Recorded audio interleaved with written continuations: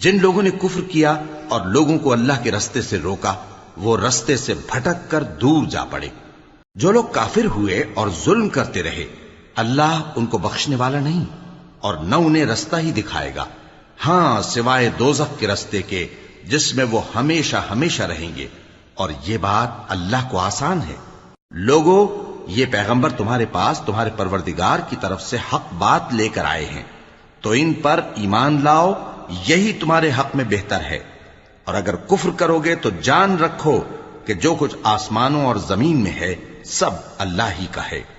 اور اللہ سب کچھ جاننے والا ہے، حکمت والا ہے۔ اے اہل کتاب، اپنے دین کی بات میں حد سے نہ بڑھو اور اللہ کے بارے میں حق کے سوا کچھ نہ کہو۔ مسیح یعنی مریم کے بیٹے عیسیٰ